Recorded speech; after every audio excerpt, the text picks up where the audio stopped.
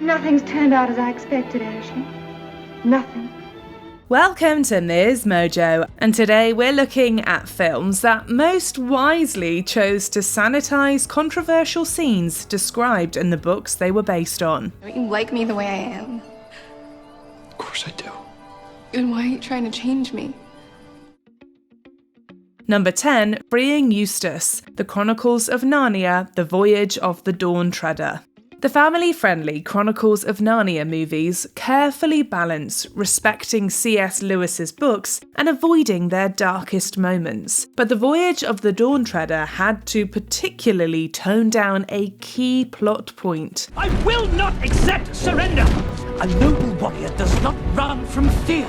After the dragon Eustace Scrubb's redemption, Aslan returns him to his human form with a roar and an explosion of light. Lewis described a far less dazzling sequence. No matter how hard I tried, I just couldn't do it myself. Then he came towards me. It sort of hurt. Aslan originally extracted the human Eustace by physically tearing through his dragon flesh. This symbol of peeling away the boy's malevolence surely would have scared younger viewers. The visual might have also been too violent for such a triumphant moment. Resituated in the movie near the story's climax, sometimes the flashier special effect is the more tasteful. Extraordinary things only happen to extraordinary people. Maybe it's a sign that you've got an extraordinary destiny. Number 9, Duchess vs. Madame, The Rescuers. It seems the orphan enslaving, diamond hunting Madame Medusa is as evil as a villain can get. Really, she's only as evil as Disney wanted to get in their adaptation of Marjorie Sharp's The Rescuers. You must gain their confidence, make them like you. Yeah? How do you do that? You force them to like you, idiot! Medusa is based on the Diamond Duchess, the antagonist of the original book sequel, Miss Bianca. Even the villain's gem obsession was restrained, to say nothing of her cruelty. You want me to find that diamond? That's right, dear. Well, I've tried hard as I could. Honest. Of course you have, but we must try harder, mustn't we? The Duchess starves and beats young patients and alludes to kidnapping orphans before her. Some were notably fed to her bloodhounds Tyrant and Torment, the basis for Medusa's crocodiles Brutus and Nero. Sharp's idea of a sadistic villain went even deeper than Disney's. As scary as Madame Medusa is already, maybe readers can understand the Diamond Duchess's absence. Ow! Oh, I wish you wouldn't do that. She's insane, utterly mad. Number 8, The Hyena Life of Pi. So which story do you prefer?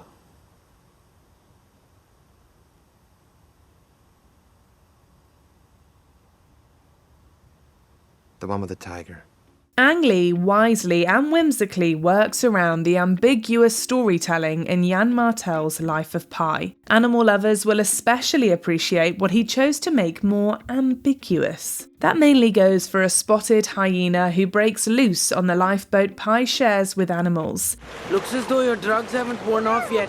The beast executes a zebra and the orangutan Orange Juice before the tiger Richard Parker emerges to save the day. However, the book's hyena spends days eating the zebra alive. When Orange Juice intervenes, she ends up beheaded. The hyena's rampage finally ends when Richard Parker's begins with dismemberment. This horrifically gory episode would represent the full extent of Pi's trauma. Of course, sparing moviegoers their own was worth crunching the timeline. When you look into his eyes, you are seeing your own emotions reflected back at you. Number 7, Bateman's Sadism, American Psycho. Why are there copies of the style section all over the place? Do you have a dog? A little chow or something? No, Helen. Is that a raincoat? Yes, it is. Bret Easton Ellis's satire of a yuppie serial killer was long considered too brutal to film. The cult classic Adaptation was willing to take on controversy to do the material justice, but the role that established Christian Bale as a hard actor could have gone harder. Would you like to hear the specials? Not if you want to keep your spleen. In the book, Patrick Bateman is more overtly bigoted and fixated on torture. The homeless man he kills suffers a more drawn-out death, along with his dog. Several horrendous murders, including one of a child, were cut out entirely. These changes suggest that the movie's downplayed violence was more about making the protagonist palatable than securing an R rating. If the audience got inside Ellis's mind, identifying with Bateman's dark humanity might have been impossible. And though I can hide my cold gaze, and you can shake my hand and feel flesh gripping yours, and maybe you can even sense our lifestyles are probably comparable, I simply am not there. Number 6. SeaWorld Break-In, Paper Towns. Early in the movie Paper Towns, Q and Margot's night out in Orlando culminates in a trip to the SunTrust building. This marks a key moment of character development, which John Green's novel took further with one more misadventure. What happens now? Like, will things be different tomorrow? I really hope so. The date was supposed to end with a daring break into SeaWorld after SunTrust, but 5 years after the book's released, the theme park's unethical treatment of orcas was widely exposed by the documentary Blackfish. Shortly before Paper Towns hit theatres, Green himself announced that the SeaWorld scene was cut in protest. Because no one was anxious to pay SeaWorld for the chance to give them good publicity. Instead, the stuff that happens at SeaWorld in the book happens elsewhere in the movie. It's rare that a Hollywood film boasts about ideological self-censorship. At the very least, a miscalculated setting can distract from the emotion of a scene. No lights, no cops. Seems quiet. I think we're in the clear. Number 5. Peter's Leg, The Hunger Games. The Hunger Games films rarely shied away from the darkness of Suzanne Collins's books. However, fans were polarised by the loss of one critical piece of violence. I just don't want them to change me.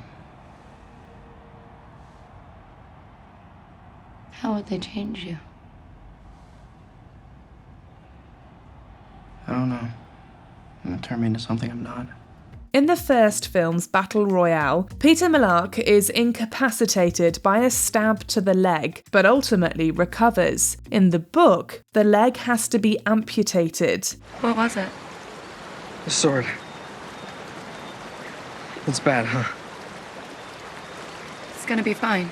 A robotic prosthetic eliminated this tragedy as a long-term plot element in the series. It was still such a crucial character element that many fans were disappointed by the change. Some even felt it robbed a Hollywood franchise of a hero with a disability that never actually disabled him. We'll never know if Lionsgate would have generated more controversy by risking the first movie's PG-13 rating. I guess we try to forget.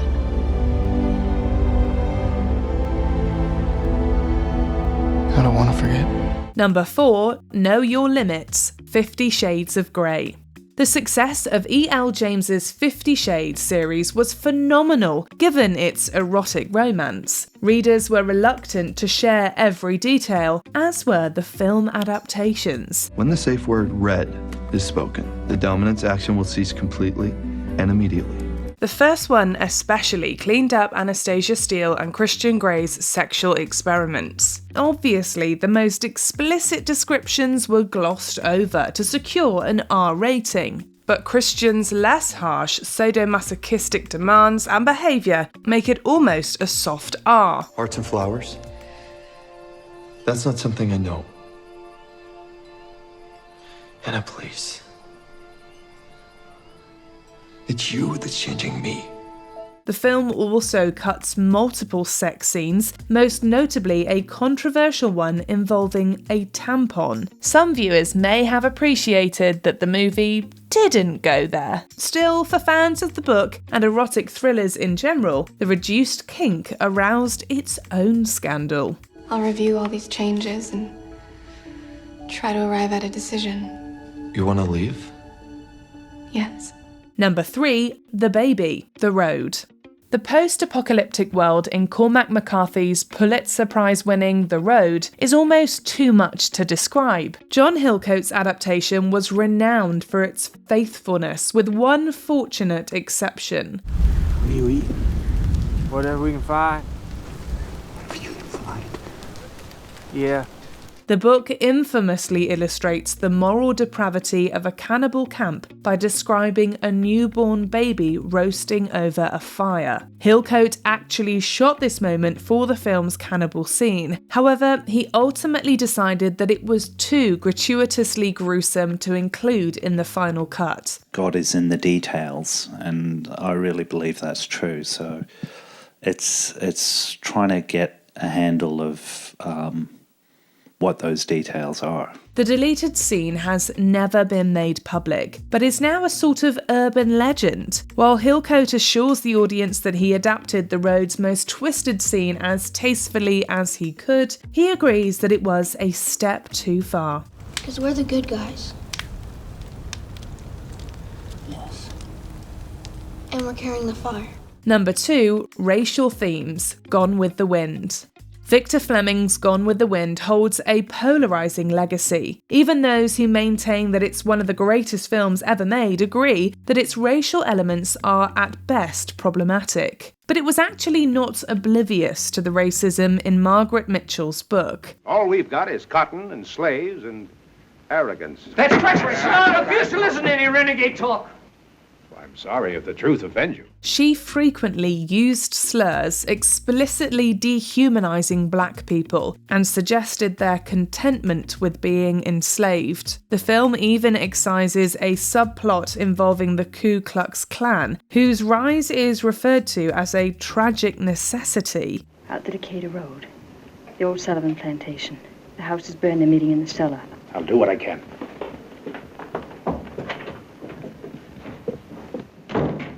What's all this about? If you don't tell me, I'll go crazy. These blatant expressions of Mitchell's disturbing views were thankfully not adapted, partly thanks to pressure from the NAACP. Before we continue, be sure to subscribe to our channel and ring the bell to get notified about our latest videos. You have the option to be notified for occasional videos or all of them. If you're on your phone, make sure you go into your settings and switch on notifications. Number 1, Loss of Innocence, It. I need to show you something. What is it? More than we saw at the quarry? Shut up! Just shut up, Richie! Stephen King's bold horror masterpiece It was successfully brought to the small and big screens. But while the film duology is edgier than the 1990 miniseries, neither tackled the book's most controversial scene. Yeah, I saw him too.